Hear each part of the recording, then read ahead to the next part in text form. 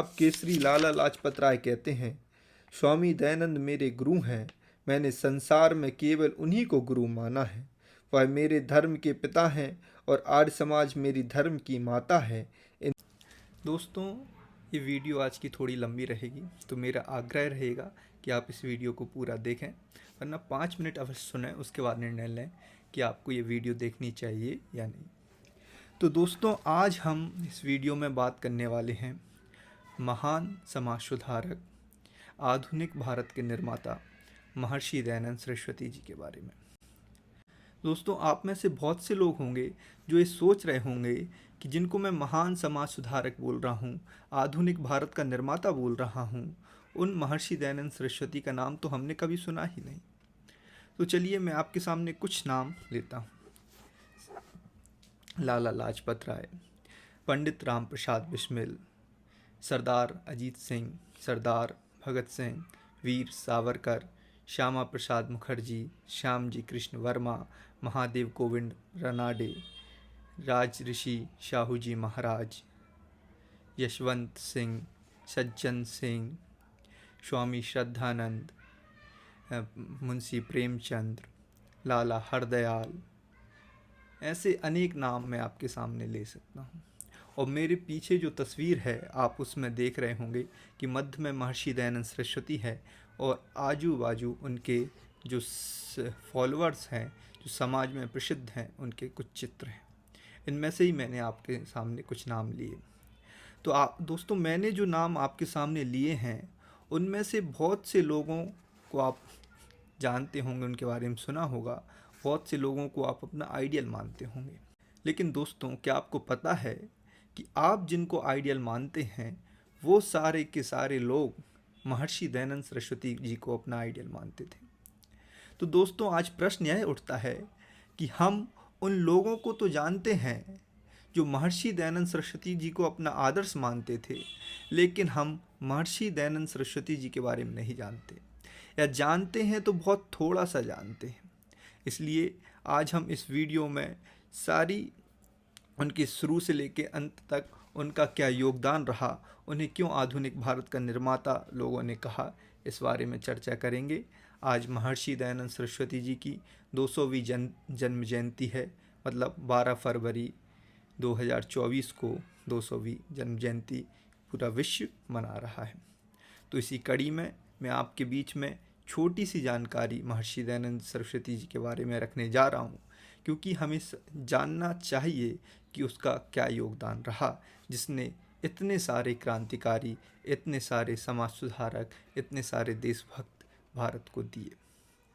तो चलिए हम शुरू से लेकर आखिरी तक उनके जीवन के बारे में कुछ विशेष बातें जानते हैं।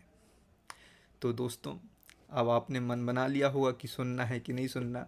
अगर आप अभी नहीं सुनना चाहते तो बाद में सुन सकते हैं, बाकी चैनल को सब्सक्राइब कर लीजिए जिसमें आप बाद में सुन सकें। दोस्तों, महर्षि दयानंद सरस्वती जी का जन्म गुजरात के काठियावाड़ प्रांत के टंकारा नामक ग्राम में हुआ था। तो जैसा कि आपको पता होगा कि आज हम 200वीं जन्म जयंती मना रहे हैं, इसका मतलब 12 फरवरी 1824 को गुजरात के टंकारा नामक छोटे से ग्राम में महर्षि दयानंद सरस्वती जी का जन्म हुआ। उनके पिता का नाम करशन जी तिवारी और माता जी का नाम यशोदाबाई था। पिताजी उस ग्राम के तहसीलदार थे, मतलब राजस्व कलेक्ट करने की जिम्मेदारी उनके ऊपर थी। तो काफ़ी संपन्न धनी ब्राह्मण परिवार में महर्षि दयानंद सरस्वती जी का जन्म हुआ था। पिताजी शिव जी के भक्त थे और मूल नक्षत्र में उनके जन्म होने के कारण पिताजी ने उनका नाम मूल शंकर रखा। मतलब महर्षि दयानंद सरस्वती जी के बचपन का नाम मूल शंकर था। क्योंकि पिताजी शिव जी के भक्त थे तो दैनिक पूजा पाठ, जल चढ़ाना, श्लोकों का जाप करना, ये सब करते थे और वही सब चीज़ें उन्होंने अपने पुत्र मूल शंकर को सिखाई। और मूल शंकर जी भी बचपन से ही शिव की भक्ति करने लगे और वो काम करते जो उनके पिताजी करते थे। तो काफ़ी तीव्र बुद्धि बचपन से ही थी। 5 वर्ष की आयु में उनको गायत्री मंत्र याद करा दिया गया, महामृत्युंजय मंत्र याद करा दिया गया और ब्राह्मण परिवार में जैसा प्रचलन रहा उस आधार पे उनको शिक्षाएं दी गई। कुछ जो प्रमुख घटनाएं उस समय महर्षि जी के जीवन में घटी, वो पहली प्रमुख घटना जो घटी जिसने महर्षि दयानंद सरस्वती जी के जीवन को एक नई दिशा दी, वह थी शिवरात्रि के दिन। महर्षि दयानंद सरस्वती जी 14 वर्ष के थे। पिताजी हर शिवरात्रि को व्रत रखते थे और रात्रि जागरण करते थे। क्योंकि मूलशंकर जी अब कुछ बड़े हो गए थे तो पिताजी की इच्छा थी कि मूलशंकर जी भी उनका व्रत रखे और रात्रि जागरण करे। मूलशंकर जी बचपन से ही जिज्ञासु स्वभाव के थे, तो प्रश्न करते थे और बचपन से ही पिताजी ने शिव जी की बहुत सारी कहानियाँ सुना के रखी थीं कि शिव जी बहुत दयालु हैं, लेकिन बहुत उनको क्रोध भी आता है। अगर कोई गलत आचरण उनके सामने करता है तो उनका संहार भी करते हैं। बड़े बड़े राक्षसों का शिव जी ने संहार किया है। तो ऐसी कहानियाँ बचपन से सुनते हुए वो बड़े हुए।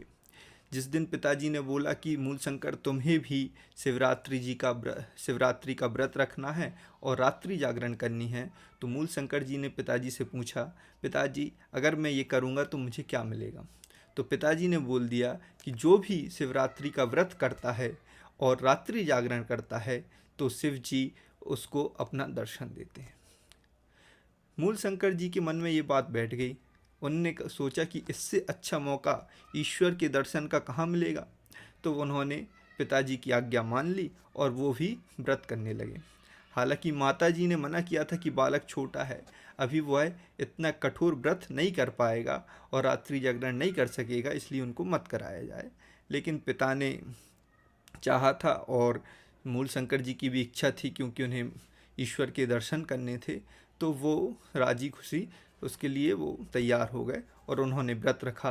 रात्रि जागरण प्रारंभ हो गया और धीरे धीरे वो देखते हैं कि जो पुजारी हैं, जो अन्य भक्तजन हैं, वो धीरे धीरे रात्रि के समय में जैसे जैसे रात होते गई तो ऊँघने लगे, जमाई लेने लगे, सोने लगे। महर्षि दयानंद सरस्वती जो मूलशंकर हैं, उनको भी नींद आ रही थी, लेकिन क्योंकि उन्हें शिव जी के दर्शन करने थे, ईश्वर के साक्षात्कार करने थे, तो वो जाते, पास में घड़ा रखा था तो बार बार छींटे मारते और फिर वापस आ जाते, बैठ जाते और भक्ति में लीन हो जाते कि आज ये मौका है कि मैं शिव जी के दर्शन कर लूँगा।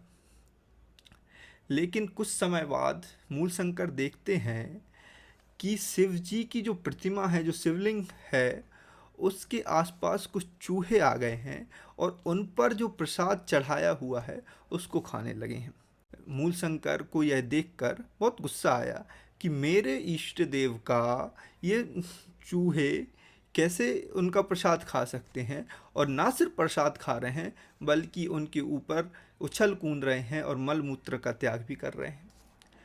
अब बालक मूलशंकर ने सोचा कि अब तो शिव जी को गुस्सा आ जाएगा, क्योंकि ये बहुत उद्दंडता कर रहे हैं चूहे, और अब भी शिव जी प्रकट होंगे और अपने तीसरी आंख खोलकर उनको भस्म कर देंगे। बालक मूलशंकर ये देख रहा था कि शिव जी कभी भी आएंगे, लेकिन वो थोड़ी देर देखता रहा। चूहे अपना उत्पात मचाते रहे, लेकिन शिव जी प्रकट नहीं हुए। यह देखकर मूलशंकर ने अपने पिताजी को उठाया कि पिताजी ये चूहे शिव जी की प्रतिमा के ऊपर चढ़कर पूरा ऊधम मचा रहे हैं, उनके प्रसाद खा रहे हैं, मलमूत्र कर रहे हैं उनके ऊपर, लेकिन शिव जी प्रकट नहीं हो रहे, इनका संहार नहीं कर रहे। आप तो कहते कि शिव जी दुष्टों का संहार करते हैं, ये चूहे कितनी दुष्टता कर रहे हैं, लेकिन इनका संहार शिव जी नहीं कर रहे हैं, ऐसा क्यों पिताजी? तो पिताजी भी नींद में थे, उस नींद में थे, उन्होंने बोल दिया, अरे मूलशंकर, ये असली शिव थोड़ी हैं, असली शिव तो कैलाश में रहते हैं। ये सुनकर बालक मूलशंकर के हृदय में बहुत आघात हुआ। वो, क्योंकि उनका मन था कि शिव जी के दर्शन करने के लिए ही उन्होंने ये पूरा व्रत किया और सच्ची श्रद्धा से उसका पालन किया। जब पिता के मुँह से ये सुना कि ये असली शिव नहीं है, असली शिव कैलाश पर्वत में रहते हैं, तो बालक मूलशंकर ने सोचा कि जब ये असली शिव नहीं है तो मैं इनकी पूजा क्यों करूँगा। मैं उस सच्चे शिव की ही पूजा करूँगा जो कैलाश पर्वत में रहता है, और उसके ही दर्शन करूँगा। तो उन्होंने पिताजी से बोला, पिताजी अगर ये सच्ची शिव नहीं है तो मैं इनका उपवास नहीं करूँगा, मैं घर जा रहा हूँ। पिताजी ने भी बोला, उन्होंने सोचा कि शायद बालक को भूख लगी होगी, कुछ हुआ होगा, इस वजह से ये नाटक कर रहा है। और उन्होंने अपने जो सैनिक थे उनको बुलाया और बोला कि बालक को अपने घर ले जाएं। मूल शंकर जी घर चले गए। घर गए, माता ने दरवाज़ा खोला और माँ को बोले कि माँ खाना ले आओ। माँ बोली कि मैंने पहले ही कहा था बेटा तू इतना बड़ा व्रत नहीं कर पाएगा। लेकिन मूल शंकर जी को विचलित भूख नहीं कर रही थी। मूल शंकर जी को जो विचलित कर रही थी वह बात यही थी कि सच्चा शिव कौन है, सच्चा ईश्वर कौन है, वो कहाँ रहता है, कैसा दिखता है, क्या करता है। ये बात उस बालकपन में, मतलब 14 वर्ष की आयु में उनके दिमाग में घुस गई और वह इस बारे में ही सोचते रहते। और जो भी साधु संत, क्योंकि ब्राह्मण परिवार था, आते तो उनसे कुछ कुछ पूछते रहते, वो अपने हिसाब से कुछ कुछ उनको बताते रहते, लेकिन कोई भी बालक मन को शांत नहीं कर सका। इन सब के बीच 2 घटनाएं और घटती हैं जिसने मूल शंकर को पूरे वैराग्य की तरफ प्रेरित कर दिया। वो 2 घटनाएं थीं जब मूल शंकर जी 16 वर्ष की आयु में थे, तब उनकी छोटी बहन जो मात्र 14 वर्ष की थी, हैजे से उनकी मृत्यु हो जाती है। वो समझ नहीं पाते हैं कि मृत्यु क्या है। वो सोचते हैं कि अभी कुछ समय पहले जो मेरी बहन हंस रही थी, खेल रही थी, अचानक क्या हो गया कि वो अब कुछ बोल नहीं रही है। इस बात से वो अभी उलझे ही थे और वो सोच रहे थे मृत्यु क्या ही होती है। 19 वर्ष की आयु में उनको अत्यंत प्रेम करने वाले उनके प्रिय चाचा जी की मृत्यु भी हैजे की वजह से हो जाती है। अब मूल शंकर को ये लगने लगा कि धीरे धीरे करके उनके सारे प्रियजन, सारे सगे संबंधी मृत्यु को प्राप्त हो जाएंगे। एक दिन वो भी मर जाएगा। और बहुत सारे प्रश्न उनके मन में आने लगे कि क्या संसार के सभी लोग मर जाएंगे? क्या संसार में कोई भी ऐसा व्यक्ति नहीं है जो कभी अमर हुआ हो? और ये मृत्यु क्या है? क्या हम अमर हो सकते हैं? ऐसे बहुत सारे प्रश्न उनके मन में आने लगे। उनके घर में जो साधु संत आते या आसपास जो भिक्षा मांगते हुए जो साधु संत निकलते, उनसे मूल शंकर यही प्रश्न पूछते कि मृत्यु से कैसे बचा जा सकता है। आप में से बहुत सारे लोगों को ये जो 3 घटना महर्षि दयानंद सरस्वती के जीवन में घटी, एक महाशिवरात्रि की घटना और अपनी बहन और चाचा जी की मृत्यु की घटना, ये बहुत सामान्य घटनाएं लग सकती हैं, साधारण घटनाएं लग सकती हैं, रोज़ जो हम देखते हैं वो घटनाएं लग सकती हैं। लेकिन उस बालक के लिए वो घटनाएं सामान्य नहीं थी, क्योंकि वो बालक भी सामान्य नहीं था। वो हर प्रश्न के उत्तर चाहता था। और हम ऐसा अनेक महापुरुषों के जीवन में देख चुके हैं कि जो घटना सामान्य लगती है वो उनके लिए सामान्य नहीं होती। महात्मा बुद्ध ने जब देखा कि एक अर्थी गुजर रही है, लोगों के लिए वो सामान्य घटना थी, लेकिन गौतम बुद्ध के लिए वो सामान्य घटना नहीं थी। उस एक घटना ने उनके जीवन को एक नई दशा दे दी। ठीक इसी प्रकार महर्षि दयानंद सरस्वती के जीवन में घटी ये घटनाएं ने उनके जीवन को एक दिशा दी और वो घर से निकल गए। जब वो घूम रहे थे, ये सारी बातें जब वो करते और उनमें जो वैराग्य उत्पन्न हो गया था, ये देखकर उनके घर वाले भी समझ गए कि अब मूल शंकर इन सब बातों में पड़ गया है। तो उनके घर वालों ने सोचा कि इसकी शादी करा देते हैं, जिससे कि जब शादी की जिम्मेदारियां आएंगी, परिवार की जिम्मेदारियां आएंगी, तो मूल शंकर इन सब बातों के बारे में सोचना बंद कर देगा। ये बात जैसे ही मूल शंकर को पता चली कि उनके घर वाले उनकी शादी कराना चाह रहे हैं, तो उन्होंने तुरंत यह फैसला ले लिया कि घर त्याग दूंगा। क्योंकि उन्हें यह बात पता चल गई थी कि अगर मैं ग्रस्त में रहा तो मैं कभी इस रहस्य को जान ही नहीं पाऊंगा कि मृत्यु क्या है, ईश्वर क्या है, क्या अमर हुआ जा सकता है। तो ये सब बातें सोचकर उन्होंने घर त्याग दिया। एक बार तो उनको उनके किसी पिताजी को पता चल गया कहाँ है, तो उधर से सैनिकों को भेज के बुलवा लिया, लेकिन जैसे ही दोबारा उनको मौका मिला वो दोबारा भाग गए। भागने का कारण क्या था? महर्षि दयानंद सरस्वती की में प्रश्न आया कि दो रास्ते थे उनके जीवन में। एक रास्ता तो था जो सब अपनाए हुए हैं और वो सीधे मृत्यु की तरफ जा रहा था। दूसरा रास्ता था वो रास्ता जिसमें संभावना थी कि शायद अमरता प्राप्त हो जाए।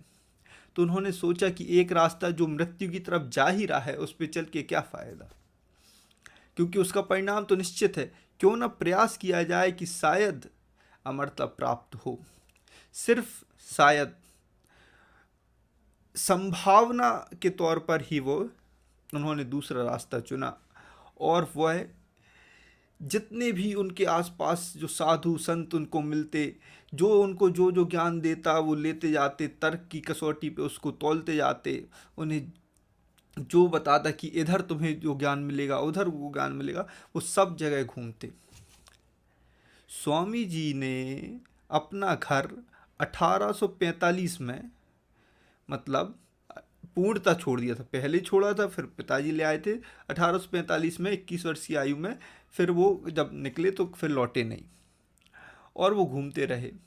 बीच में एक घटना ये भी घटी कि जब वो नए नए घर से निकले थे तो उनके पास आभूषण थे, माल चैन थी, रेशमी वस्त्र थे।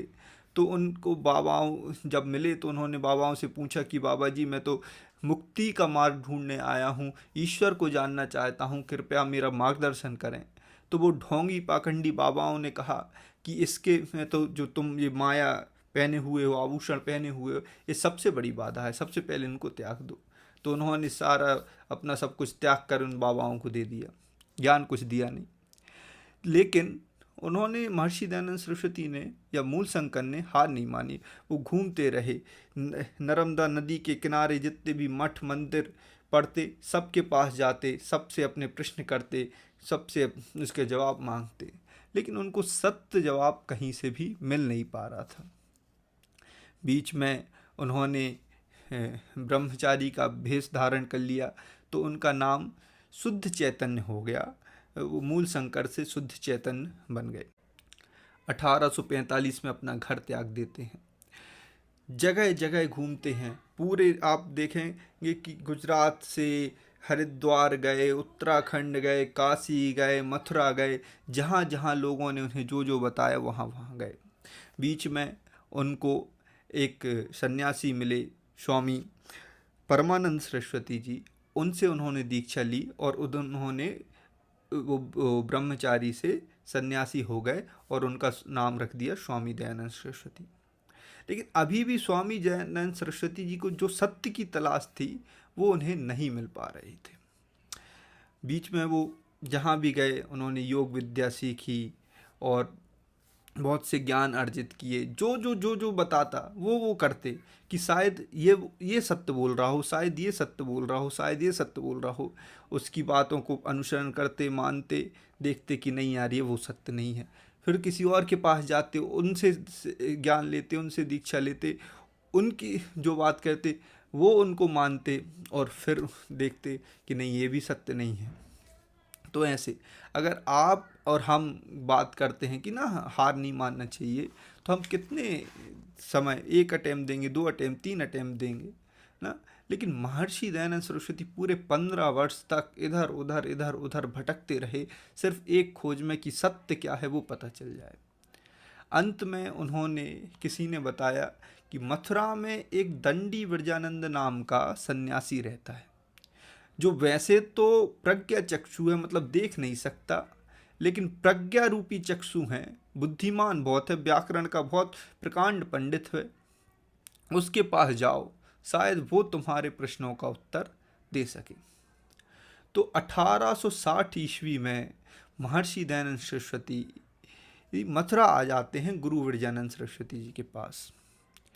जब महर्षि दयानंद सरस्वती गुरु विरजानंद सरस्वती जी के आश्रम में पहुंचते हैं और पूछते हैं, दरवाज़ा खटखटाते हैं, तो विरजानंद सरस्वती जी पूछते हैं कि कौन है। तो महर्षि दयानंद सरस्वती जी एक उत्तर देते हैं कि यही जानने तो मैं आया हूँ कि मैं कौन हूँ। ये उत्तर सुन के गुरु विरजानंद सरस्वती जी समझ जाते हैं कि सामने जो बालक या जो व्यक्ति दरवाज़ा खटखटा रहा है वो कोई साधारण नहीं है, वो असाधारण है और कुछ तीव्र इच्छा लिए आया है। तो गुरु विरजानंद सरस्वती ने दरवाज़ा खोला और स्वामी दयानंद को बोला कि मैं सिर्फ ब्रह्मचारियों को शिक्षा देता हूँ, तुम सन्यासी हो, तुम्हें अपना भरण पोषण स्वयं करना होगा, मैं तुम्हारी जवाबदारी नहीं ले सकता। तो एक व्यक्ति ने महर्षि दयानंद सरस्वती जी की सहायता करी और उनके खाने पीने की जिम्मेदारी उन्होंने ली। और फिर वो जिम्मेदारी जब उन्होंने ली तो गुरु विरजानंद जी ने उनको, स्वामी दयानंद जी को पढ़ाना स्वीकार कर लिया। लेकिन पहली शर्त गुरु विरजानंद जी ने स्वामी दयानंद के सामने ये रखी कि तुम्हारे पास जो भी शास्त्र हों वो तुम यमुना नदी में बहाओ। तो गुरु की आज्ञा पाकर उनके पास जो भी किताबें थी वो यमुना नदी में बहाए। और एक शर्त ये रखी कि मैं जो भी तुम्हें पढ़ाऊँगा वो एक बार पढ़ाऊँगा, दोबारा नहीं पढ़ाऊँगा, तो मैं रिपीट नहीं करूँगा, तो ध्यान से सुनना। तो गुरु विरजानंद सरस्वती जी उनको पढ़ाते, वो ध्यान से सुनते। महर्षि दयानंद सरस्वती ने या स्वामी दयानंद सरस्वती जी ने अपना पूरा अध्ययन व्याकरण का गुरु विरजानंद सरस्वती से मात्र 3 वर्ष के अंदर पूरा कर लिया। 3 वर्ष के बाद गुरु दक्षिणा देने का समय आया, क्योंकि स्वामी दयानंद सरस्वती एक सन्यासी थे तो उनके पास तो पहले ही कुछ नहीं था। जिस व्यक्ति ने स्वामी दयानंद सरस्वती जी के खाने पीने की जिम्मेदारी ली थी, उन्हीं के पास वो गए कि आज गुरु दक्षिणा है, उनको कुछ देना है, तो आप मेरी सहायता कीजिए। तो स्वामी दयानंद सरस्वती जी ने सोचा कि क्या दें गुरु को। तो उन्होंने उनको ये पता था कि गुरु विरजानंद सरस्वती जी को लौंग बहुत पसंद है, तो उन्होंने एक कटोरा लौंग लेके गुरु विरजानंद सरस्वती जी के पास चले गए और गुरु दक्षिणा में वो लौंग देने लगे। जब गुरु विरजानंद सरस्वती जी को ये पता चला कि दयानंद मेरे लिए लौंग लेके आया है, तो वो क्रोधित हो गए। वो बोले कि दयानंद, तू मेरा सबसे प्रिय शिष्य था, मैंने तुझे सबसे उत्तम ज्ञान दिया और तू मेरे लिए एक कटोरी लौंग लेके आया है, तुझसे उम्मीद नहीं थी। तो स्वामी दयानंद सरस्वती जी सोचते हैं कि मैं तो सन्यासी हूँ, मैं क्या दे सकता हूँ। तो गुरु विरजानंद सरस्वती जी कहते हैं, मुझे तुझसे लौंग नहीं चाहिए, मैं तुझसे एक ऐसी चीज़ मांगूंगा कि जो तू ही दे सकता है और कोई नहीं दे सकता।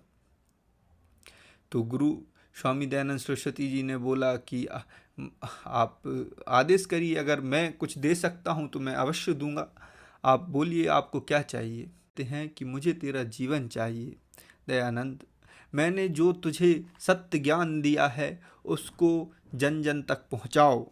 उन्होंने कहा, देश का उपकार करो, सत्य शास्त्रों का उद्धार करो, मतांतरों की अविद्या को मिटाओ और वैदिक धर्म फैलाओ। अपने गुरु से ये आज्ञा पाकर 1863 में महर्षि दयानंद सरस्वती निकल गए।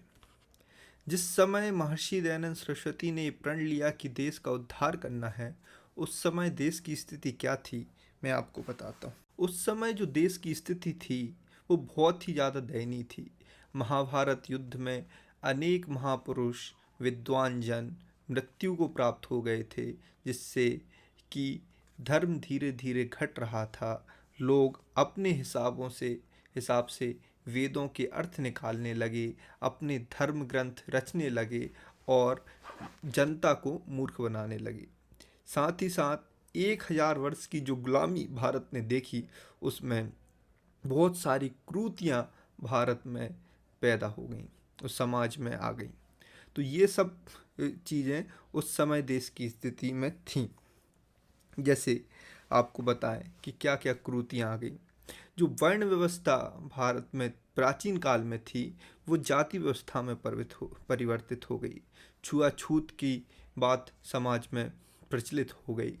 स्त्रियों को शिक्षा से वंचित कर दिया गया, शूद्रों को शिक्षा से वंचित कर दिया गया, सती प्रथा चालू कर दी गई,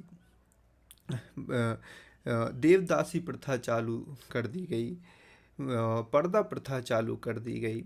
ऐसे अनेक क्रूतियाँ समाज में घर कर गईं। लोग सच्चे ईश्वर को भूल चुके थे, सब पाखंड में, चमत्कारों में विश्वास करने लगे। जो पंडित कथाकथित थे वह अपनी चमत्कारों से, अपनी शक्तियों से लोगों को बहलाने लगे। साथ ही साथ उस समय के जो विचारक हुए, क्योंकि उन्होंने 1000 वर्ष की इस्लामी गुलामी को देखा था, तो उनको अंग्रेज़ों की जो गुलामी थी वह बहुत अच्छी लगने लगी। उन्हें लगने लगा कि इससे सुंदर शासन तो भारत ने कभी देखा नहीं, और उनका गुणगान भी उस समय के कुछ विचारक करने लगे। तो आत्म स्वाभिमान की भावना भी धीरे धीरे भारतीयों में खत्म हो गई। ये सब स्थिति से निकालने के लिए महर्षि दयानंद सरस्वती जी ने कार्य प्रारंभ किए। सबसे पहला कार्य उन्होंने किया कि वो जब हरिद्वार पहुँचे तो उन्होंने देखा कि यहाँ पे लाखों लाखों के लोग आ रहे हैं देश से विदेश से, और उन्होंने दो चीज़ें उस समय देखी। एक तो यह कि भारत में श्रद्धा की कोई कमी नहीं है, लोगों के ईश्वर के प्रति अटूट विश्वास है। लेकिन दूसरी तरफ महर्षि ने देखा कि ये भोली भाली जनता जिस पर विश्वास करके इन कुंभ मेलों में आ रही है कि यहाँ धर्म का लाभ उठाएंगे, यहाँ धर्म की चर्चा सुनेंगे, वहाँ धर्म कहीं था ही नहीं। जो पंडे पुजारियाँ थे वो चमत्कारों में व्यस्त थे, वह गांजा बीड़ी सुल्फा आदि पिया करते थे, वो भी ईश्वरों के नाम पे। तो ये सब देख के महर्षि जी दुखी हुए। तो उन्होंने उस कुंभ मेले में अपनी पाखंड खंडनी पताका फहराई। दोस्तों, काफ़ी ज़्यादा हिम्मत अगर आप सोचेंगे तो उस पता चलेगा कि कितना साहसी वो कार्य था। लाखों की भीड़, कोई भी आपका अपना नहीं है। जिस चीज़ का आप विरोध करने जा रहे हो सारे लोग उसी चीज़ को मानने वाले हैं, लेकिन क्योंकि सिर्फ सत्य आपके साथ है और सत्य को स्थापित करना है, और महर्षि दयानंद जी के हृदय में वो करुणा है कि जो लाखों लोग यहाँ ये सोच के आ रहे हैं कि ये धर्म का कार्य है, उनको पता चलना चाहिए कि धर्म क्या है।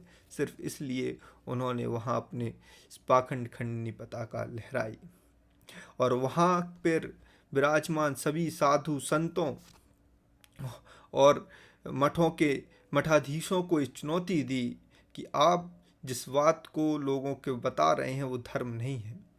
आप लोगों को जो कह रहे हैं कि गंगा स्नान करने से पापों के पाप कट जाएंगे, तो ऐसा नहीं होता। ईश्वर अपने कर्मों का फल अवश्य देता है।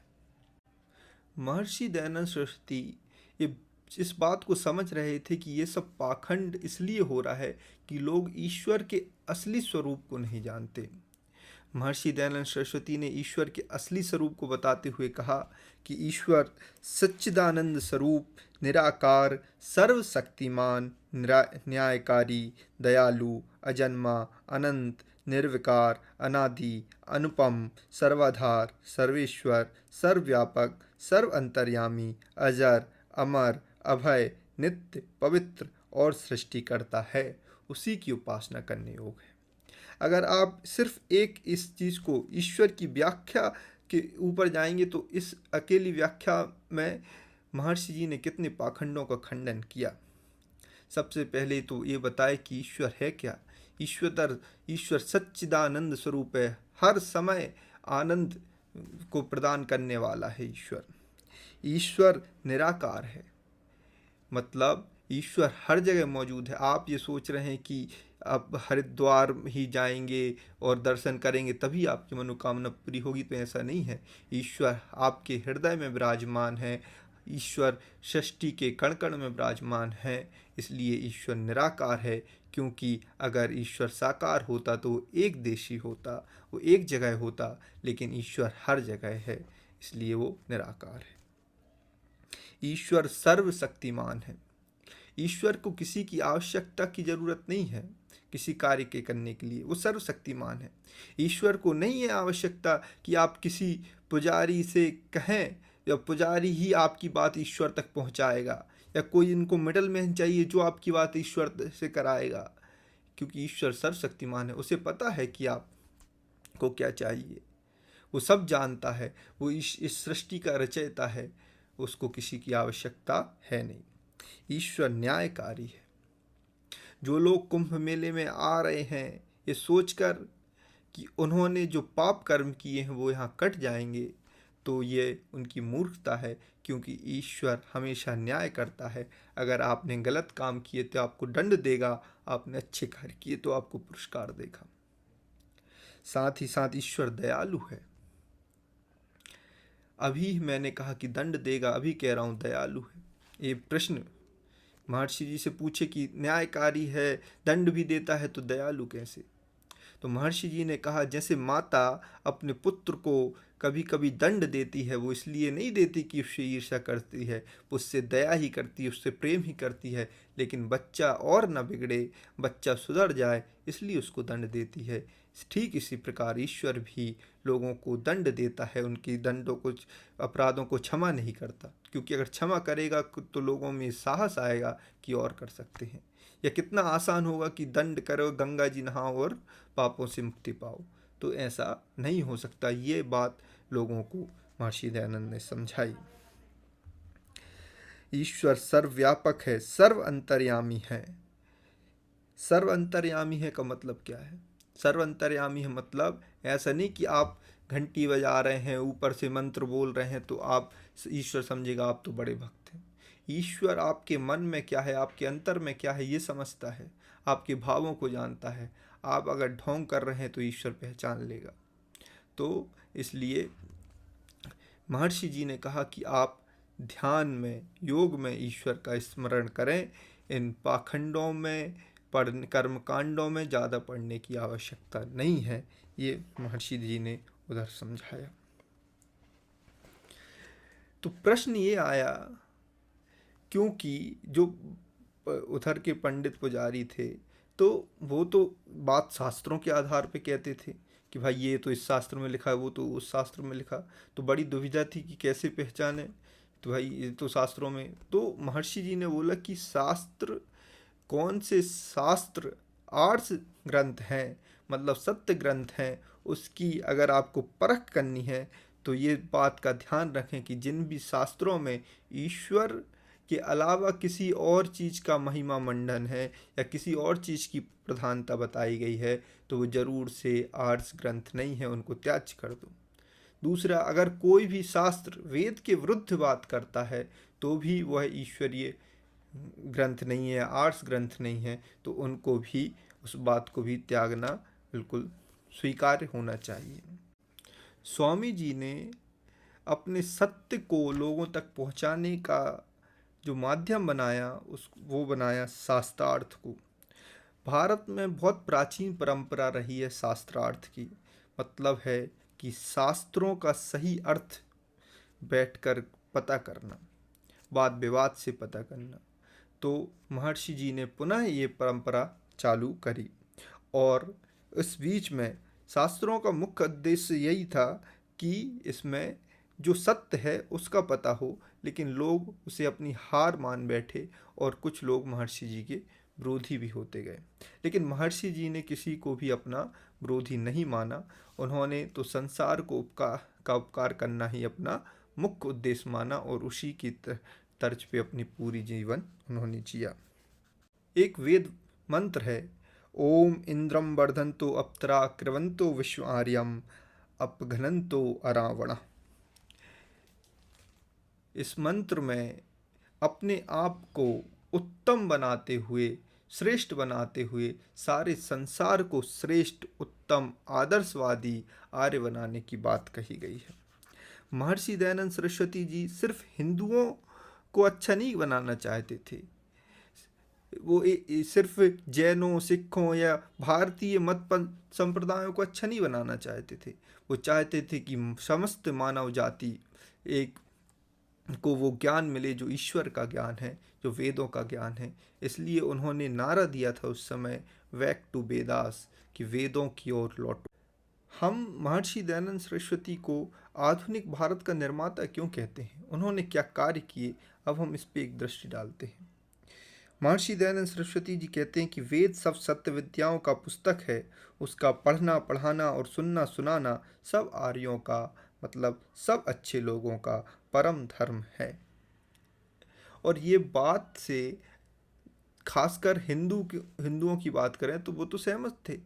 जितने भी पंडित थे, पुजारी थे, मतांतरों के मठाधीश थे, वो सब इस बात से सहमत थे कि वेद ईश्वर की वाणी है, लेकिन वो इस बात से सहमत नहीं थे कि वेद का पढ़ना, पढ़ाना और सुनना, सुनाना सब लोगों के लिए है।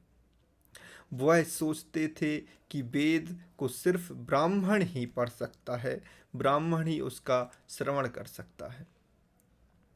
इस क्रूति को अगर किसी ने दूर किया तो वो थे महर्षि दयानंद सरस्वती। उस समय शूद्रों को और स्त्रियों को वेद तो छोड़ दो, नॉर्मल शिक्षा का अधिकार भी लोगों ने नहीं दिया था। और वेद की अगर बात करूं तो गायत्री मंत्र और वेद पढ़ने का अधिकार तो आज तक कुछ पंडित लोग ये मानते हैं कि उनको गायत्री मंत्र जपने का अधिकार नहीं है। आपको ये, अगर आपको मैं ये वीडियो दिखाऊं तो आप देखिए। आ गया ये। अच्छा, ऐसे ही बोला ना आपने? हाँ सर। ये गायत्री मंत्र के उपासक का यज्ञोपवीत संस्कार होना बहुत अनिवार्य है। तो अनिवार्य इसलिए है क्योंकि यज्ञोपवीत संस्कार की पद्धति से ही 24 सूत्रों का उत्कीलन होता है। इसलिए केवल यज्ञोपवीत धारण करने वाले को गायत्री मंत्र पढ़ने का अधिकार है, स्त्रियों को वर्जित है। ये आज की स्थिति है, तो उस समय कितनी स्थिति खराब रही होगी ये आप देख सकते हैं। तो महर्षि दयानंद सरस्वती जी ने इसका विरोध किया। उन्होंने कहा कि वेद में साफ साफ लिखा है कि ये वेदवाणी मैं संसार के सभी मनुष्यों के लिए दे रहा हूँ। सभी मनुष्यों में न कोई मत है, न पथ है, पंथ है, न संप्रदाय है, सारे मनुष्यों के लिए वेदवाणी है, चाहे स्त्री हो, चाहे पुरुष हो, चाहे हिंदू हो, मुस्लिम हो, सिख हो, जैन हो। ये तो हमने बनाए। ईश्वर ने जब सृष्टि की रचना करी तो उन्होंने मानव बनाए और उसको के लिए कुछ नियम बनाए जो वेद रूपी ज्ञान में हमें दिए। ये महर्षि दयानंद सरस्वती ने लोगों को बताने का कार्य किया। और न सिर्फ कार्य किया बल्कि उस समय अगर कोई व्यक्ति स्त्रियों को पढ़ाना चाहे या शूद्रों को पढ़ाना चाहे तो लोग उसको गांव से बेदखल कर देते थे, बिरादरी से निष्कासित कर देते थे। लेकिन महर्षि दयानंद सरस्वती जी ने इसकी परवाह नहीं करी, लोगों को प्रेरित किया, महिला स्कूल खोले, शूद्रों को और स्त्रियों को यज्ञोपवीत धारण कराया। आज भी लोग हिचकिचाते हैं। पौराणिक जगत में आज भी स्त्रियों को ऐसा देखा जाता है कि यज्ञोपवीत पहनने का अधिकार नहीं है, शूद्रों को यज्ञोपवीत धारण करने का अधिकार नहीं है। लेकिन महर्षि दयानंद सरस्वती जी ने कहा कि प्राचीन काल में यह व्यवस्था थी कि जब बालक बालिकाएं गुरुकुल पढ़ने जाते थे तो सबसे पहले उनका यज्ञोपवीत संस्कार किया जाता था। उसमें 3 धागे रहते थे जो 3 ऋण की बात करते थे, जो सारे मनुष्यों के ऊपर हमेशा रहते ही हैं। 3 ऋण जो रहते थे, देव ऋण, पितृ ऋण, राष्ट्र ऋण, इस सब के ऊपर रहते थे। तो सबको इसका ये सब ही उतारेंगे, तो सबको उन्होंने यज्ञोपवीत दिया। लोगों ने समाज में उनका बहुत विरोध हुआ, लेकिन महर्षि जी इस बात से डिगे नहीं। लोगों को चुनौतियां दी कि बताओ कहाँ वेद में ऐसा लिखा है कि शूद्र यज्ञोपवीत धारण नहीं कर सकते, स्त्री यज्ञोपवीत धारण नहीं कर सकती, शूद्र वेद नहीं पढ़ सकते, स्त्री वेद नहीं पढ़ सकती। आज भी आप देखेंगे तो अनेक महाविद्यालय, गुरुकुल आर्य समाज की ओर से चलते हैं, जहाँ स्त्रियां और शूद्र, ये पूछा भी नहीं जाता है कि आप शूद्र हैं कि किस जाति से हैं, और स्त्रियों के गुरुकुल हैं जहाँ सब वेद पाठ करती हैं। दूसरी जो सबसे बड़ी समस्या इसके बाद थी वो थी जाति प्रथा और छुआछूत की भी समस्या। लोग इतने दूषित हो गए थे कि एक तरफ एक व्यक्ति एक जानवर को छू लेता था, जानवर के साथ रह लेता था, लेकिन अपने ही भाई के साथ जो मनुष्य है उसको छूना पसंद नहीं करता था। छूना तो दूरी, उसकी परछाई तक उसको सहन नहीं होती थी। इतना भयंकर छुआछूत उस समय भारत में प्रचलित था, सिर्फ इस कारण कि लोगों ने वर्ण व्यवस्था को जाति व्यवस्था में परिवर्तित कर दिया। वो भी इसलिए क्योंकि लाभ और लालच बस जो उस समय प्रबुद्ध वर्ग था, जिसके हाथों में शक्ति थी, उन लोगों ने सोचा कि अगर हम वर्ण व्यवस्था के हिसाब से चलेंगे तो मेरा बच्चा, मेरा बालक जो अयोग्य है उसको वो सम्मान प्राप्त नहीं होगा। ये तो कोई और उसका सम्मान ले लेगा। तो उन्होंने शास्त्रों में मिलावट करी और ये सब करके उन्होंने वर्ण व्यवस्था को जाति व्यवस्था में परिवर्तित कर दिया। महर्षि दयानंद सरस्वती ने इसका घोर विरोध किया, आर्य समाज की स्थापना की, गुरुकुलों की स्थापना करी और जाति विहीन समाज का निर्माण किया। एक उन्होंने उद्घोष किया कि अगर हमारी कोई जाति है तो वो एक ही जाति है, वो है मनुष्य जाति। वेदों के आधार पर उन्होंने साक्ष्य दिए कि जातियां तो वो होती हैं जिस बोलने से नहीं पता चल सकती, कि हम पूछना ना पड़े कि आप किस जाति को हो। जाति तो जैसे भाई घोड़े की जाति है एक, वो जैसे ही आप घोड़ा देखो समझ जाओगे कि वो घोड़ा है। मछली की जाति है, ऐसे ही मनुष्यों की एक जाति है, आपको पूछना नहीं पड़ेगा, देखोगे तो वो मनुष्य जाति है। तो ये स्वामी जी ने प्रतिपादित किया कि हम सब एक ही ईश्वर की संतानें हैं और छुआछूत का कहीं भी हमारे इतिहास में ना उल्लेख मिलता है, ना ये सत्य है, ना ये ईश्वरीय कृत या महापुरुषों की वाणी है। तीसरी चीज जो उस समय व्याप्त थी वो थी सती प्रथा और पर्दा प्रथा। वैसे सती प्रथा और पर्दा प्रथा एक मजबूरी में भारत में शुरू हुई, क्योंकि आक्रांता जो हमारे भारत में आक्रमण करते थे वह कुछ गलत कार्य करते थे, इसलिए उस समय की स्त्रियां अपने आप को अग्नि में वो कर देती थीं, आहूत कर देती थीं। लेकिन बाद में ये प्रथा एक कुरीति के रूप में बदल गई और समाज में क्या होने लगा कि जैसे ही किसी व्यक्ति का पति मर जाता तो उसके साथ ही जबरदस्ती उसकी स्त्री को भी चिता के साथ लिटा देते और उसको जिंदा जला देते। इतनी गंदी घृणित प्रथा भारत में उस समय चलती थी, जिसका महर्षि दयानंद सरस्वती जी ने विरोध किया। साथ ही साथ उन्होंने बाल विवाह का विरोध किया। क्या होता था कि बचपन में ही बच्चे पैदा नहीं हुए हैं, उससे पहले भी कई बार रिश्ते तय हो जाते थे कि मेरी लड़की होगी तो तुझसे कर देंगे, तेरा लड़का होगा तो उससे कर देंगे। कई बार बिल्कुल छोटे छोटे 5-5, 6-6 साल के बच्चों का विवाह तय हो जाता था। और कई बार स्थिति ऐसी होती थी कि विवाह तय हो गया है छोटे में, जब निश्चय हो गया कि इस आयु के बाद उसका वो करेंगे, विवाह करेंगे, लेकिन इस बीच अगर उसका पति मर जाए तो वो बचपन में ही बच्ची विधवा हो जाती थी। तो ऐसी व्यवस्था जब समाज में हो गई तो महर्षि जी ने इसका विरोध किया और बाल विवाह को रोकने के लिए आंदोलन चलाए। साथ ही साथ उन्होंने विधवा विवाह भी चालू कराए, क्योंकि क्या होता था कि दो चीज़ हैं, या तो बाल विवाह हो जाता था, या कोई बहुत वृद्ध से किसी छोटी स्त्री कन्या की शादी कर दी, या किसी कारणवश अगर युवा अवस्था में कन्या विधवा हो जाती थी तो महर्षि जी ने कहा कि उनका विधवा विवाह होना चाहिए। इसके लिए एक आंदोलन महर्षि जी ने चलाया। साथ ही साथ उन्होंने ये बोला कि देवदासी प्रथा उस समय चलती थी, आज भी चलती होगी कहीं कहीं, और इतनी दूषित ये प्रथा थी और है अगर आप सोचेंगे जिसका कोई अनुमान नहीं है। लोग अपनी कन्याओं को ब्राह्मणों को दान दे देते थे, ब्राह्मण उनको बोलते थे कि ये ईश्वर को तुम समर्पित कर रहे हो, अपनी कन्या ईश्वर की दास बन रही है, और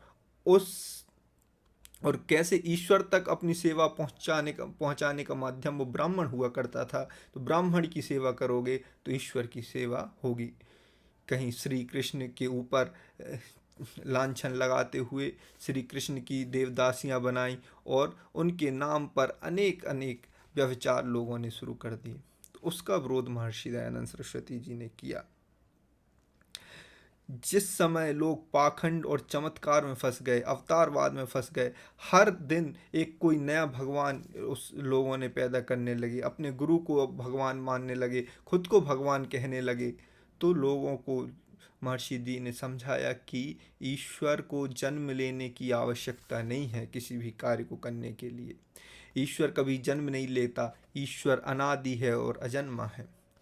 जो लोग महापुरुष हैं उनको महापुरुष रहने दो, और कुछ लोग इन महापुरुषों के नाम में अपना नाम जोड़कर अपने आप को भगवान जो बनाने की कोशिश कर रहे हैं, उनको आप पहचानें। अवतारवाद का महर्षि दयानंद सरस्वती जी ने विरोध किया, चमत्कार का विरोध किया, मृतक श्राद्ध, अब कैसे लोगों को मूर्ख बनाया जाता था। और अभी भी ये चलता है कि क्या होता है कि आपके पिता तो मर गए, अब आपको बोलेंगे कि भाई इतने ब्राह्मणों को भोज भोज कराओ, ये करो वो करो, या हर साल श्राद्ध के समय में ये करोगे तो तुम्हारे पितर शांत होंगे। तो महर्षि जी ने कहा कि सबको अपना फल उनके कर्म अनुसार मिलेगा। अगर उनके कर्म अच्छे हैं तो वो अच्छा जीवन व्यतीत करेंगे, कर्म बुरे हैं तो आप कितना भी श्राद्ध कर लें आपको कुछ नहीं होगा। ये सब इनकी लीलाएं हैं, ये ईश्वर की लीलाएं नहीं हैं। तो ये सब बातें महर्षि जी ने उस समय लोगों को समझाई। साथ ही साथ जो लोग हस्तरेखाओं में, कुंडलियों में करते थे और तरह तरह के यज्ञ लोगों को सजेस्ट करते रहते थे कि ये यज्ञ करा लो, ये देवी शांत करा लो, ये ग्रह शांत करा लो, महर्षि जी ने इसका विरोध किया कि ऐसा कुछ नहीं होता। आप ईश्वर का बनाया हर क्षण शुभ है, ये महर्षि जी ने बताया। साथ ही साथ इसके अलावा जो जिसकी वजह से हम बोल रहे हैं, आज हम जब देखेंगे ना कि ये सब सारी चीज़ें महर्षि जी ने उस समय चालू की जो आज के संविधान में हमें मिलती हैं देखने को, और हम उसकी बात करते हैं। इसके अलावा उन्होंने उस समय शुद्धि आंदोलन छेड़ा। शुद्धि आंदोलन क्या था कि एक व्यवस्था उस समय लोगों ने बना ली थी कि जो व्यक्ति हिंदू से किसी अन्य धर्म में परिवर्तित हो गया है और वो वापस अपने धर्म में आना चाहता है, तो उस समय के जो ब्राह्मण हैं उसको दूषित बोलकर उसे स्वीकार नहीं करते थे, जिससे वो मजबूरी बस उसी दूसरे धर्म में रहता था और उसे वापस पुनः हिंदू धर्म में आने का मौका नहीं मिलता था।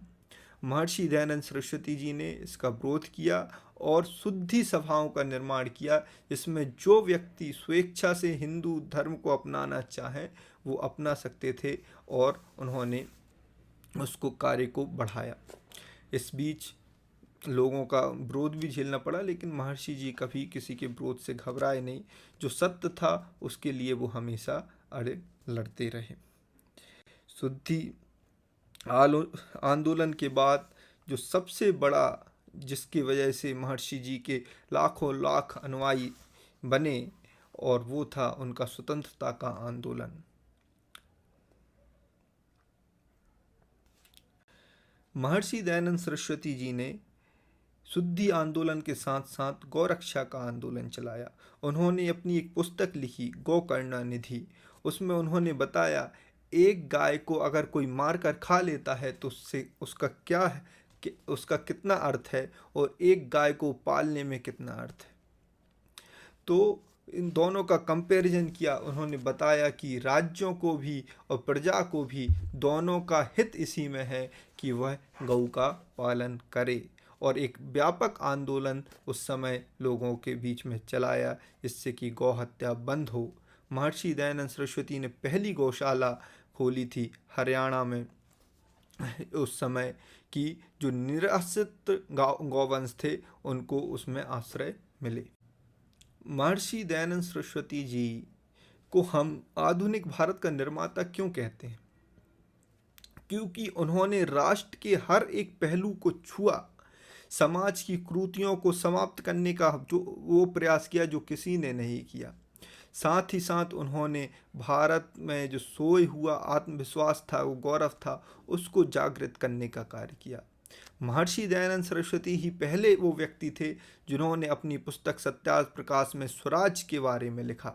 महर्षि दयानंद सरस्वती ने लिखा कि एक स्वदेशी शासन कितना ही बुरा क्यों ना हो, लेकिन वो विदेशी शासन से हमेशा हमेशा अच्छा ही रहेगा। लोगों में जो आत्मविश्वास की कमी थी कि कैसे हम इस साम्राज्य से लड़ सकेंगे, तो स्वामी जी ने बताया आपके पूर्वज जंगलों में बसे अशिक्षित नहीं थे, इस संसार को जागृत करने वाले महापुरुष थे। आपका इतिहास पराजय की गठरी नहीं है, वह तो विश्व विजेताओं की गौरव गाथा है। आपकी वैदिक ऋचाएँ ग्वालों के गीत नहीं हैं। श्री कृष्ण श्री राम जैसे महान आत्माओं को साकार करने वाले सत्य हैं। लोगों के बीच में आत्म स्वाभिमान की भावना अगर किसी ने उस समय पैदा करी तो वो महर्षि दयानंद सरस्वती थे। स्वदेशी चिकित्सा, स्वदेशी वस्त्र, स्वदेशी भाषा की बात करी लोगों के बीच में। साथ ही साथ अगर आप देखेंगे तो 1857 की क्रांति में भी महर्षि दयानंद सरस्वती जी का अमूल्य योगदान रहा। वो वही थे जो पत्र मिलते हैं उसमें एक नंगे फकीर की बात होती है। उस समय महर्षि दयानंद सरस्वती सिर्फ एक कोपन पहना करते थे और लोगों को उपदेश दिया करते थे।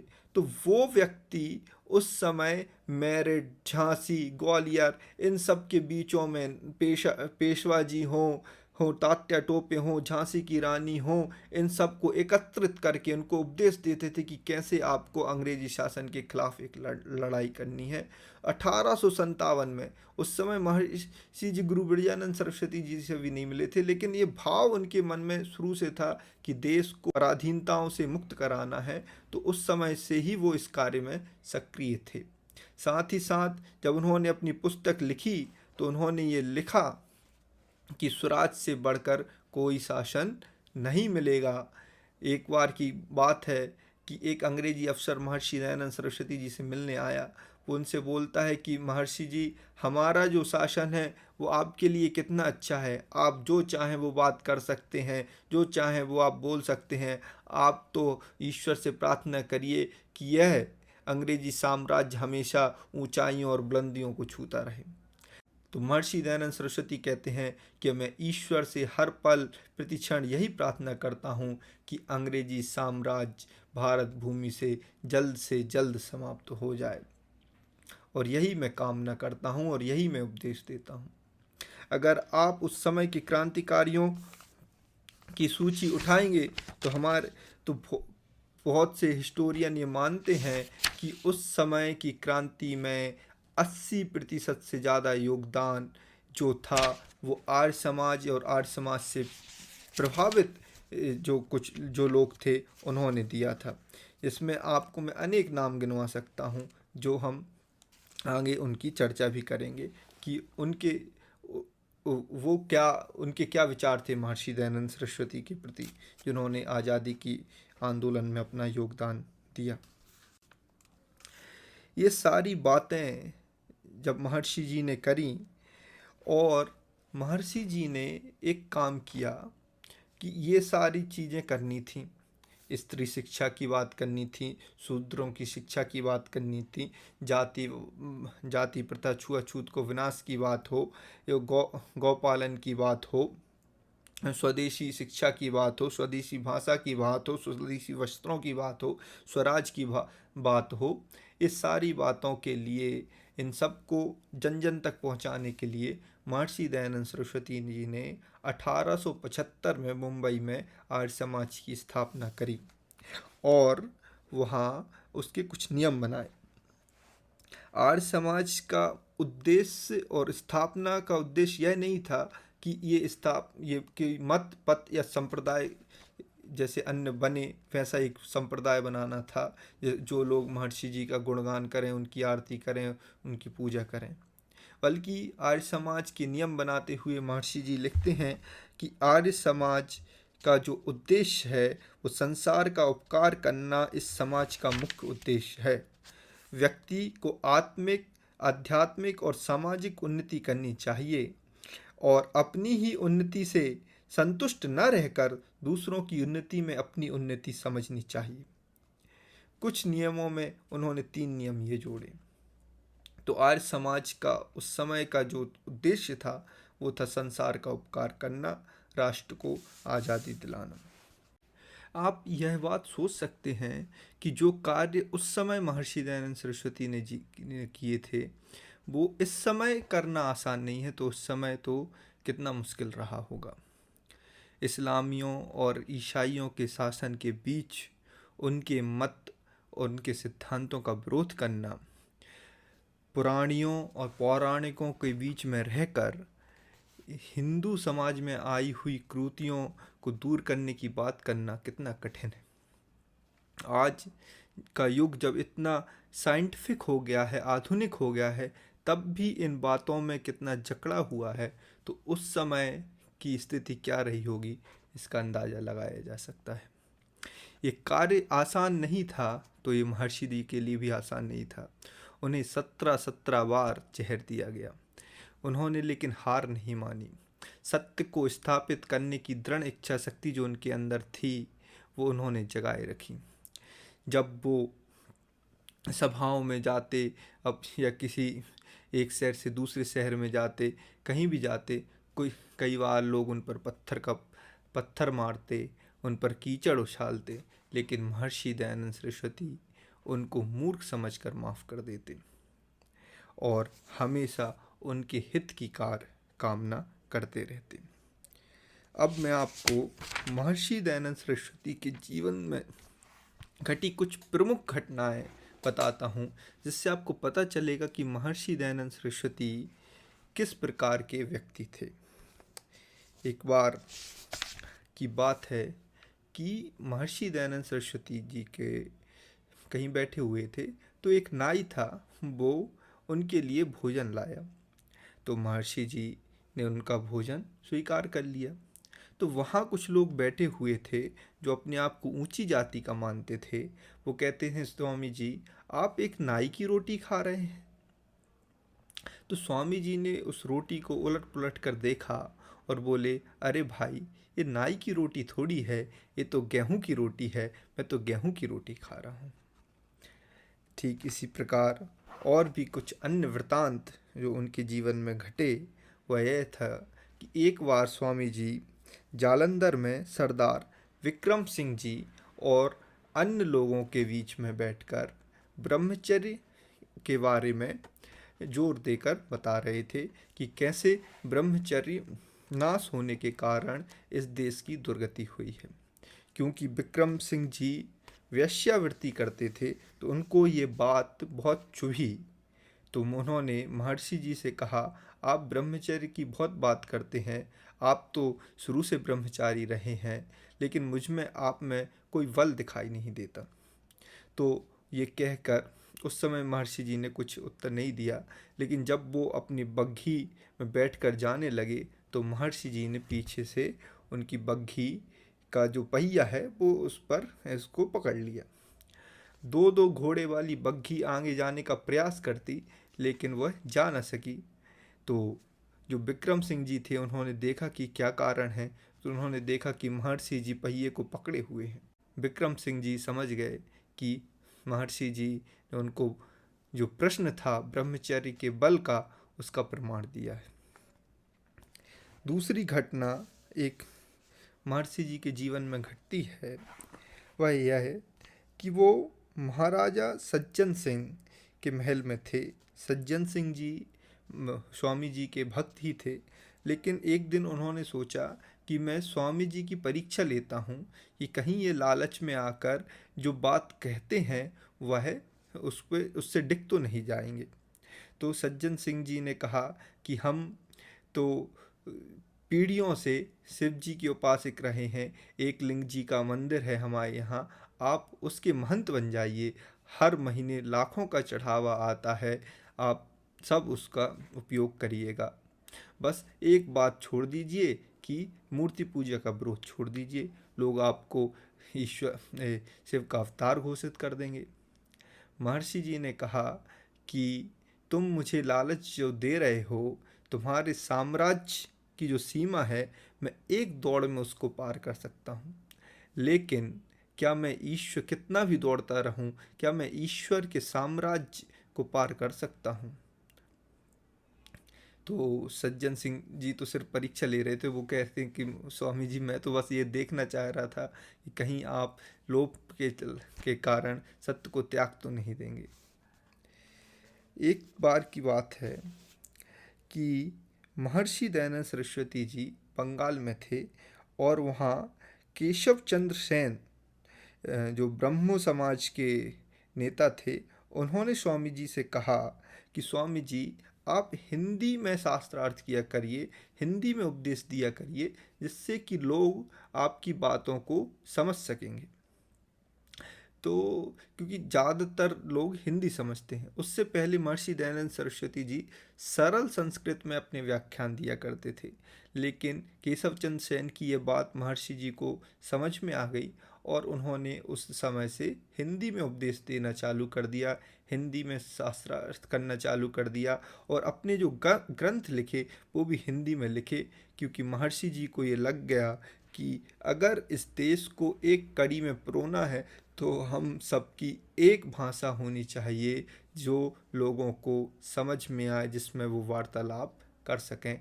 इसके लिए उन्होंने हिंदी को ही चुना और आज हम देखते हैं कि समाज में जो भाषा का जो विरोध है वो इस चीज़ से समाप्त हो सकता है। आज हम अंग्रेजी को सहर्ष स्वीकारने के लिए तैयार हैं, लेकिन अपने ही देश में लोग हिंदी को स्वीकारने के लिए तैयार नहीं हैं।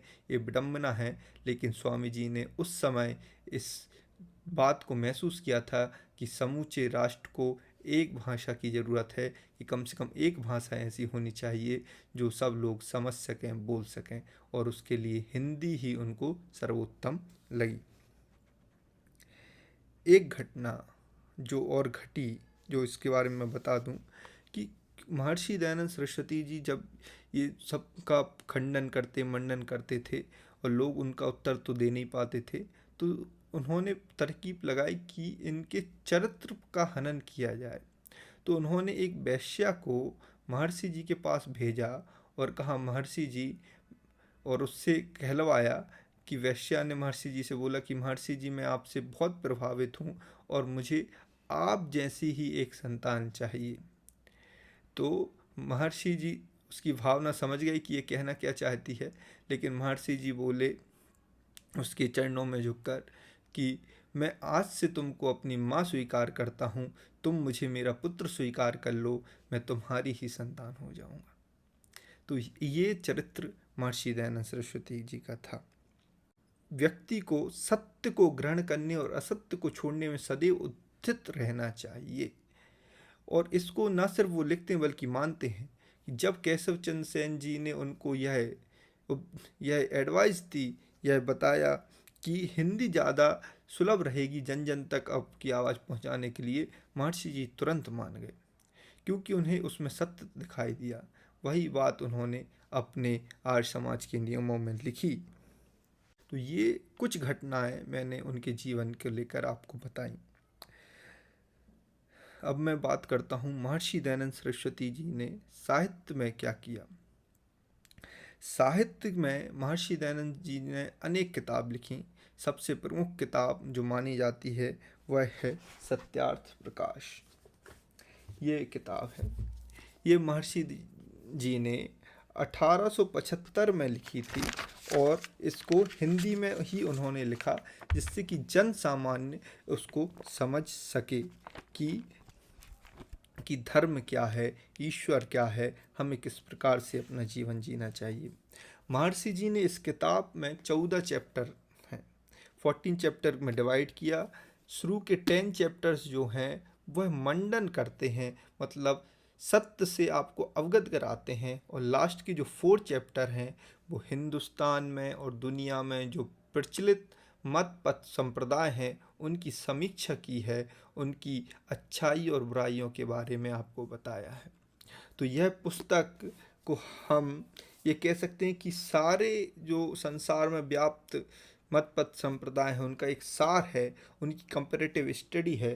तो मैं भी हमेशा अपने मित्रों को ये पुस्तक देता हूँ, और सिर्फ इसलिए नहीं देता कि अन्य धर्म ग्रंथों के जैसे इस पुस्तक को भी कोई धर्म ग्रंथ मान लिया जाए और कहीं पूजा पाठ की जगह जाके रख दिया जाए और 2 अगरबत्ती इसको भी दिखा दें। सिर्फ इसलिए भी नहीं देता हूँ कि आप इसे पढ़ें और जो इसमें लिखा है उसे मानते जाएं, बल्कि मैं इसलिए देता हूँ क्योंकि जब आप इसे पढ़ें तो आप विचार करें कि जो बात इसमें लिखी है, जो बात मैं मानता हूँ वो सत्य क्या है, और उसका निर्णय स्वयं करें। आज के समय में लोग का ऐसा हो गया है, लोगों का कि इसमें गलती नहीं है, क्योंकि जो बड़े बड़े पंडित हैं, पुजारी हैं, कथावाचक हैं, वो अपने बड़े बड़े पंडालों के सामने बड़े बड़े बोर्ड लगाकर कहते हैं कि ईश्वर की भक्ति में बुद्धि का कोई उपयोग मत करो, तो इसलिए अपने जूते चप्पल के साथ साथ दिमाग भी, बुद्धि भी बाहर छोड़ के आओ, क्योंकि ईश्वर के विषय में बुद्धि का उपयोग नहीं करना चाहिए। तो ऐसे झूठे पाखंडी लोग आज भी हैं, लेकिन महर्षि जी हमेशा कहते हैं कि सत्य को हमेशा तर्क की कसौटी पे तौलो, उसे जब सत्य पाओ तब उसका अनुसरण करो, वरना आप पाखंडों में फंस जाओगे।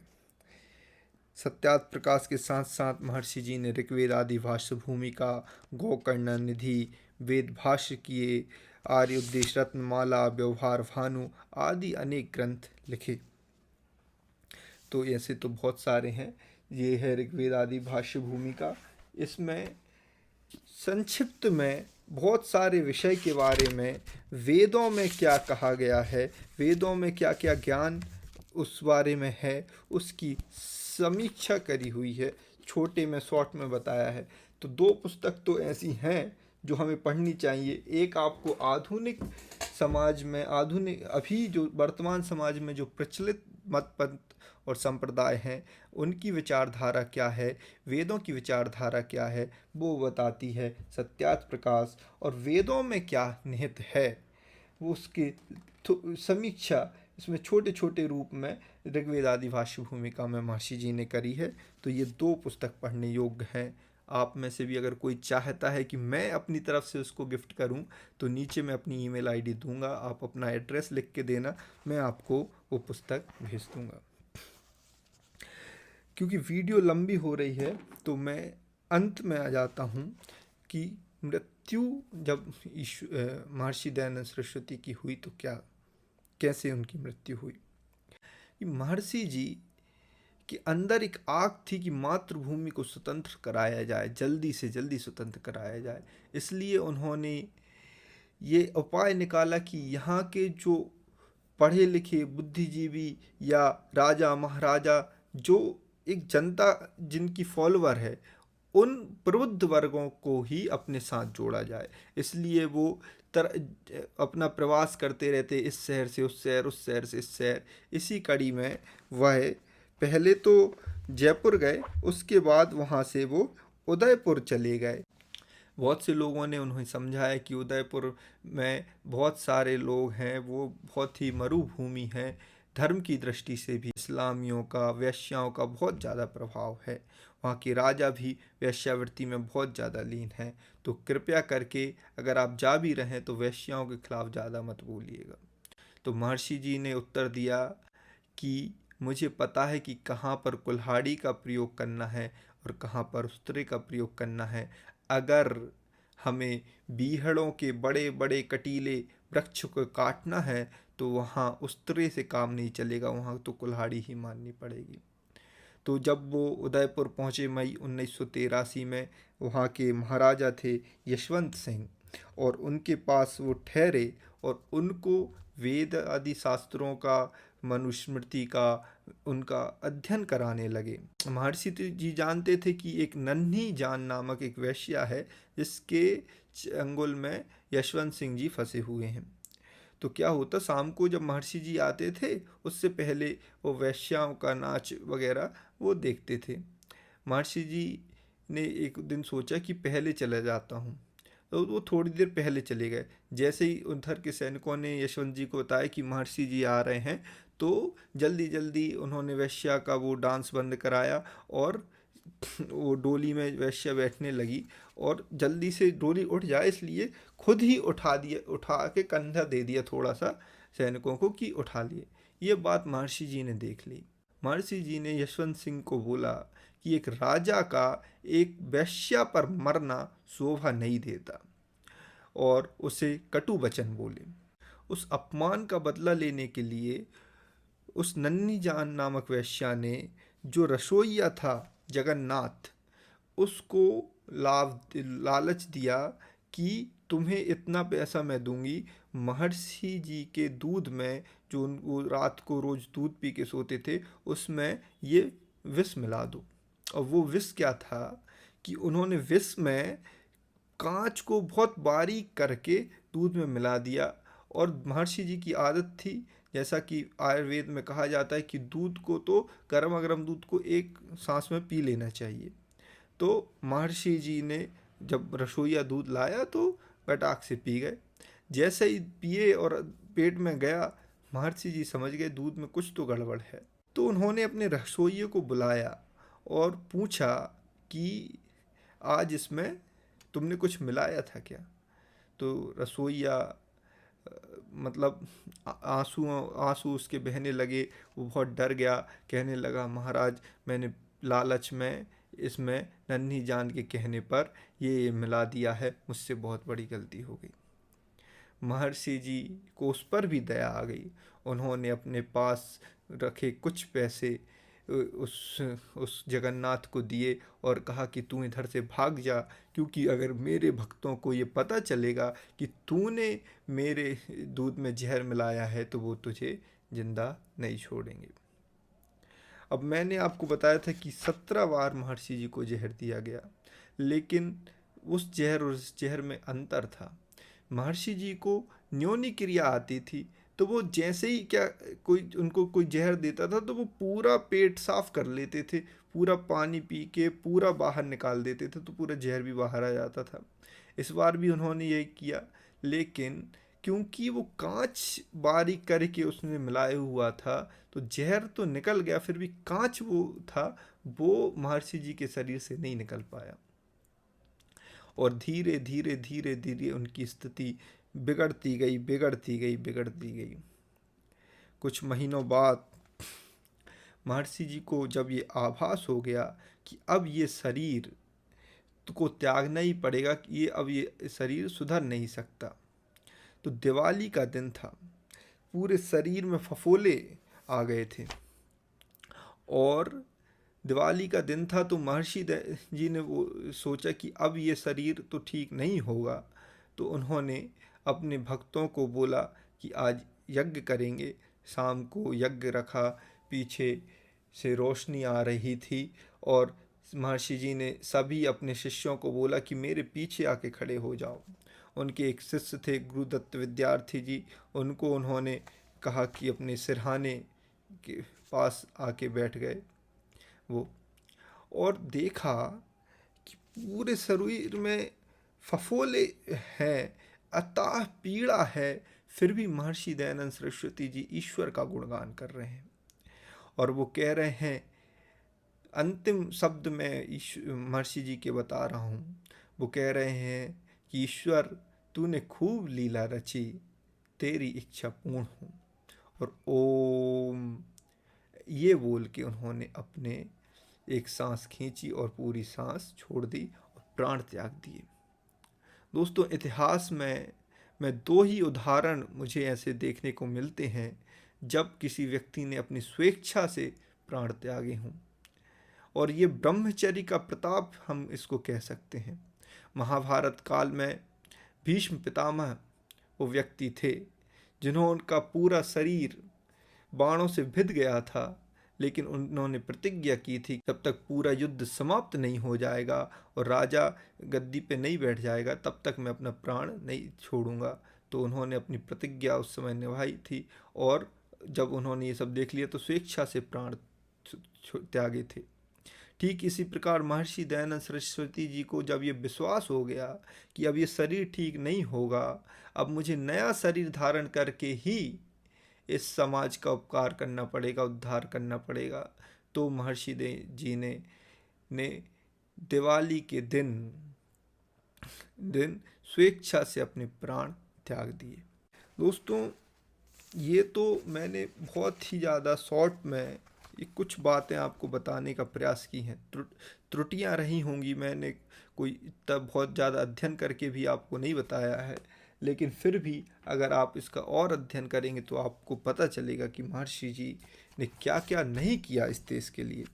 और उस कड़ी में मैं आपको बताऊं जिससे आपको पता चले कि जिन्हें हम महान, जो हमारे लिए महान हैं, वो व्यक्ति महर्षि दयानंद सरस्वती जी के बारे में क्या सोचते हैं। तो मैं सबसे पहले बता रहा हूँ, सरदार वल्लभ भाई पटेल, जिन्हें हम लौह पुरुष के रूप में जानते हैं, वो महर्षि जी के बारे में कहते हैं, स्वामी दयानंद की सबसे बड़ी देन यह थी कि उसने देश को दीनता व दलदल में गिरने से बचाया। वास्तव में उसी ने भारतीय स्वाधीनता की नींव रखी। लोकमान्य तिलक कहते हैं, ऋषि दयानंद ज्वाज्वल्यमान नक्षत्र थे जो भारतीय आकाश पर अपनी अलौकिक आभा से चमके और गहरी निंद्रा में सोए हुए भारत को जागृत किया। सुभाष चंद्र बोस कहते हैं, स्वामी दयानंद सरस्वती जी उन महापुरुषों में से थे जिन्होंने आधुनिक भारत का निर्माण किया और जो उसके आचार संबंधी प्रोत्थान तथा धार्मिक पुनरुद्धार में उदारता है। हिंदू समाज का उद्धार करने में आर्य समाज का बहुत बड़ा हाथ है। रामकृष्ण मिशन में बंगाल में जो कुछ किया उससे कहीं अधिक आर्य समाज ने पंजाब और संयुक्त प्रांत में किया। यह कहना अतिशयोक्तिपूर्ण न होगा कि पंजाब का प्रत्येक नेता आर्य समाजी है। स्वामी दयानंद को मैं एक धार्मिक और सामाजिक सुधारक तथा कर्मयोगी मानता हूँ। संगठन कार्यों में सामर्थ्य और प्रयास की दृष्टि से आर्य समाज अनुपम संस्था है। पंजाब केसरी लाला लाजपत राय कहते हैं, स्वामी दयानंद मेरे गुरु हैं। मैंने संसार में केवल उन्हीं को गुरु माना है। वह मेरे धर्म के पिता हैं और आर्य समाज मेरी धर्म की माता है।